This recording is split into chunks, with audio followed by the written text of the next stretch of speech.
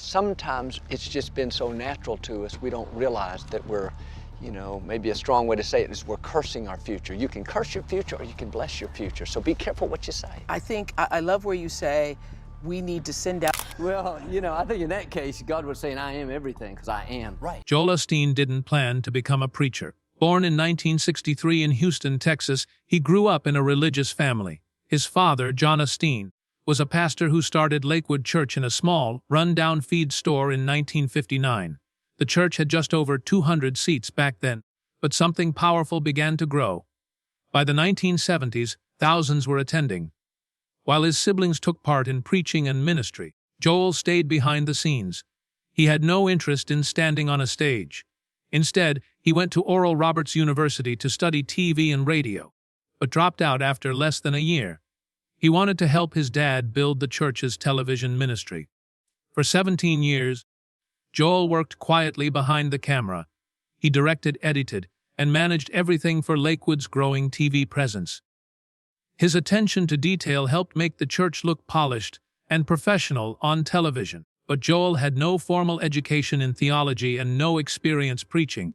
Then everything changed in 1999. His father encouraged him to preach, and Joel finally said yes. Just 1 week later, his father died of a heart attack. Joel gave his first sermon on the Sunday before his father passed away. That sermon would end up being the last one his father ever heard. Suddenly, Joel was leading a 6,000-member church, and many doubted he could do it. Despite the pressure, Joel stepped into the role with a different style than his father. His sermons focused on hope, personal growth, and staying positive. He didn't speak much about sin, repentance, or judgment. Instead, he told people they were created for a purpose, that God wanted them to succeed, and that better days were ahead. Many found this message inspiring. Within 5 years, Lakewood Church grew from 6,000 to over 25,000 weekly attendees. Joel's soft voice, warm smile, and positive tone made him stand out from other pastors. By 2004, Lakewood had become the largest church in America, and Joel Osteen became a household name. Joel Osteen didn't stop at Sunday sermons. He saw the power of media and used it to spread his message across the country and eventually the world. In 2003, Lakewood Church made a bold move by leasing Houston's old basketball stadium, the Compaq Center. This wasn't a typical church building. It held over 16,000 seats. The church spent nearly $95 million to renovate it, adding 5 new floors, classrooms, a broadcast studio, waterfalls, and more. This would eventually become one of the most recognizable churches in the world. By 2010, Lakewood bought the building outright for $7.5 million. Millions watched Joel preach every week on TV, and attendance kept growing. Osteen's message focused on positivity, success, and God's blessings. He often told his audience that they could live their best life now, which later became the title of his best-selling book. Released in 2004, Your Best Life now sold over 4 million copies and stayed on the New York Times bestseller list for nearly 4 years. Joel went on to write over 15 books, many of which became bestsellers. His success in publishing led to a massive personal income. He has said that he no longer takes a salary from the church, but estimates of his net worth range from $50 to $100 million. Joel also launched Night of Hope events where people bought tickets, usually around $15 each, to hear him speak live in stadiums. These events often sold out, attracting tens of thousands of people. By 2019, he had even filled London's Wembley Arena. Osteen also built a strong social media following, with over 25 million followers across platforms like Facebook, Twitter, and Instagram. Everything he did was polished, professional, and filled with uplifting messages. But not everyone was impressed. As the money flowed in and his fame grew, so did the criticism. People began asking a tough question: is this really a church, or is it a business? One of the biggest criticisms Joel Osteen and Lakewood Church face is about how they use their money. With a reported yearly budget of around $90 million, many people assume that a large portion must go toward helping the poor or doing community outreach. But reports show that only about 1.3% of that budget, roughly $1.2 million, is actually spent on missions and charity work. The rest goes to running weekly services, media production, salaries, and events like Night of Hope. Critics argue this shows a focus more on brand, building and production than on serving the community or helping the needy. Things got even worse during the COVID-19 pandemic. In 2020, it was revealed that Lakewood Church took $4.4 million from the Paycheck Protection Program, a PPP, a federal loan program meant to help small businesses and nonprofits survive during the lockdown. This raised serious questions. How could a church with tens of millions in reserves and a pastor worth over $50 million qualify for such aid? Lakewood later returned the money, saying it was never used for personal gain, but the damage was already done. Many felt this showed a lack of integrity, especially when smaller churches and local businesses were struggling to survive. Joel has always claimed that he preaches about God's blessings and abundance to give people hope. But critics say it's more about the prosperity gospel, a controversial belief that says if you believe hard enough and speak the right words, God will give you wealth and success. The problem is that it makes people feel like if they're poor or sick, it's their fault for not having enough faith. Some pastors have even called this message dangerous, saying it leaves out important parts of Christianity like sacrifice, repentance, and grace. As one critic said, it's Christianity without a cross, sweet and easy, but with no depth. Over the years, Lakewood Church and Joel Osteen have been involved in several public controversies. One of the most well-known happened during Hurricane Harvey in 2017. As Houston flooded and thousands of people were left homeless, Lakewood Church, a massive, dry, and safe building, remained closed. The church claimed it was flooded and inaccessible, but local residents posted photos showing dry roads around it. Social media exploded with the hashtag #FayOpenLakewoodChurch.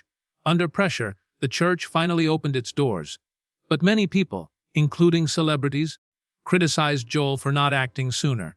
This incident left a lasting stain on his public image. Then in 2024, tragedy struck inside the church itself. A woman named Jane S. Moreno entered Lakewood with an AR-15 and opened fire. She brought her 7-year-old son with her, and during the chaos, he was shot in the head. Moreno was killed, and 2 others were seriously injured. The incident shocked the community and raised serious concerns about church security. Videos later showed how easily she entered the building. Despite having a known history of mental illness and previous warnings from family members, she had purchased the rifle legally just weeks before. Many questioned how such a secure and well-funded church could allow this to happen. Lakewood Church has also faced lawsuits and smaller scandals over the years. In 2014, a family said their baby was injured after a church staff member mishandled a car seat. In 2011, the church was sued for using a song after its license expired. Though they won the case, it exposed the legal risks of running a massive religious media operation. With each incident, the trust of the public has been tested further. As one pastor put it, when a church looks more like a business than a ministry, people start to ask what it really stands for. The question isn't just about Joel Osteen anymore. It's about the entire system around him. Lakewood Church still draws tens of thousands every week, and millions more watch online. But underneath the surface, there are signs that the foundation is starting to crack. Young people, especially millennials and Gen Z, are leaving organized religion in record numbers. Studies show that only around 16% of millennials attend church regularly, and for Gen Z, that number is even lower, around 15%. These younger generations are looking for something different. They want honesty, community involvement, and real action. Flashy sermons and promises of prosperity don't connect the way they once did. Joel Osteen's message of positivity worked well in the 2000s and early 2010s. But today, many people are struggling with mental health, income inequality, and a distrust of big institutions, including mega churches. When young people see a pastor living in a $10.5 million mansion while preaching about God's blessings, it doesn't sit right. They want leaders who reflect humility, not just success. They care more about helping the homeless than about arena tours. Even some former followers have started to question whether the message they were sold was really about faith, or just motivation dressed up as religion. As the world changes, so do the expectations placed on religious leaders. With scandals, declining trust, and cultural shifts, Joel Osteen's way of doing church may no longer inspire the same loyalty it once did. While many still defend him, saying he spreads hope and encouragement, others argue that hope without substance isn't enough. And as transparency becomes more important in every part of society, from government to business to religion, Joel and Lakewood will face growing pressure to show the world what really happens behind the scenes. Because in the end, it's not just about smiles and sermons, it's about trust. As the world changes, so do the expectations placed on religious leaders. With scandals, declining trust, and cultural shifts, Joel Osteen's way of doing church may no longer inspire the same loyalty it once did. While many still defend him, saying he spreads hope and encouragement, others argue that hope without substance isn't enough. And as transparency becomes more important in every part of society, from government to business to religion, Joel and Lakewood will face growing pressure to show the world what really happens behind the scenes. Because in the end, it's not just about smiles and sermons, it's about trust. A big part of that trust issue comes from the difference between what people expect from spiritual leaders and what they actually see. Joel Osteen doesn't wear robes or traditional church clothes. He doesn't preach from a pulpit in a quiet church. He wears stylish suits, walks across a giant stage, and uses modern language to talk about success, happiness, and destiny. To some, it's refreshing. To others, it looks too much like a show. The church services have lights, music, and big screens, more like a concert than a sermon. While this style helps attract people who might be turned off by traditional religion, it also raises concerns. Is this faith or entertainment? Osteen has often said that he's simply making church accessible to modern people. He believes that using the tools of modern communication, TV, social media, books, podcasts, isn't watering down the message, it's spreading it farther. But critics argue that when church feels too much like a business, it stops feeling like a place of spiritual growth. Many people come looking for deeper answers about life, suffering, and God. And while Joel tells them they can overcome struggles with faith and positive thinking, there's often little mention of difficult biblical ideas, like sacrifice, sin, forgiveness, or even the role of Jesus beyond being a source of hope. What also complicates the picture is that Joel Osteen is not part of a traditional Christian denomination. Lakewood Church operates independently, with no outside organization watching over it. That gives Joel and his team full control over what's taught, how money is spent, and how things are run. While this gives them flexibility, it also means there's very little accountability. Unlike churches that answer to bishops, elders, or national leadership boards, Lakewood answers only to itself. And when people ask questions about money, theology, or decisions made behind the scenes, there's often no clear answer. In recent years, a number of former employees and members have come forward with concerns.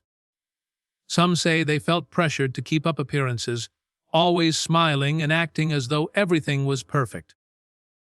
Others claimed they were discouraged from asking tough questions or speaking out when they noticed problems. While these stories haven't made major headlines, they paint a picture of a culture where image and control matter just as much as faith. This creates an environment that can be difficult for people who are struggling, questioning, or simply looking for something more authentic. At the same time, it's important to understand why so many people still follow Joel Osteen. In a world filled with bad news, division, and personal challenges, his message of positivity can be comforting. He tells people that they're not broken, that they're loved, and that God has good things planned for them. That's a message many people need to hear, especially those who've been hurt by harsh or judgmental churches. For someone going through a divorce, a job loss, or a health crisis, hearing that God is still in control can be life-changing. And for all the criticism, There are thousands of people who say Joel's message helped save their lives.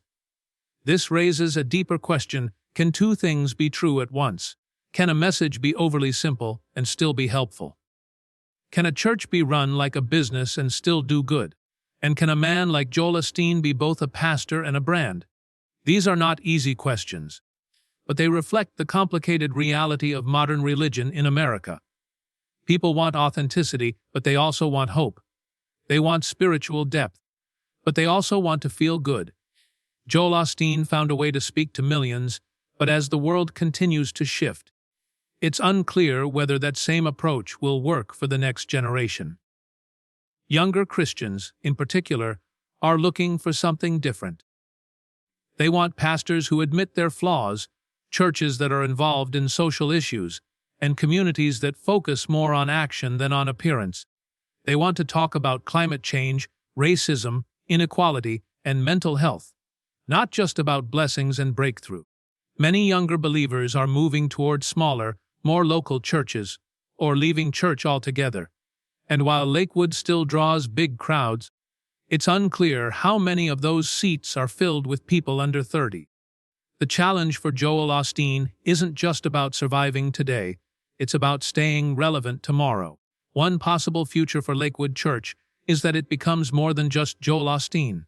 His wife, Victoria, already shares the stage with him and leads her own parts of the service. Their children, especially Jonathan Osteen, are slowly becoming more involved. Jonathan leads a worship band and sometimes speaks to the congregation. Some have wondered if he's being prepared to take over the church one day, just as Joel took over from his father. But times have changed since 1999, and leading a church now requires a different kind of connection with people. The next generation may not respond to the same message in the same way. There's also the issue of transparency. More churches are beginning to open their books and show exactly where their money goes. They release annual reports, list their salaries, and explain their giving practices, but Lakewood has stayed mostly private. Joel Osteen's exact income, the salaries of staff, and the church's donation numbers are not publicly available in detail. In a time when people are suspicious of large institutions, from governments to tech companies to religious groups, staying private can look like hiding something.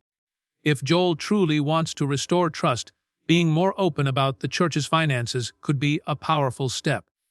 It's also worth asking whether the problem is Joel himself, or what he represents. There are many other pastors, especially in the U.S., who preach similar messages and live similar lifestyles. Mega church culture in general is built on celebrity, branding, and performance. Joel just happens to be one of the most visible faces. If Lakewood's influence fades, other churches may rise to take its place. Churches that still focus on feel-good sermons and personal success, just with a new face or a different tone. The bigger question may be, is this trend healthy for the future of faith in America?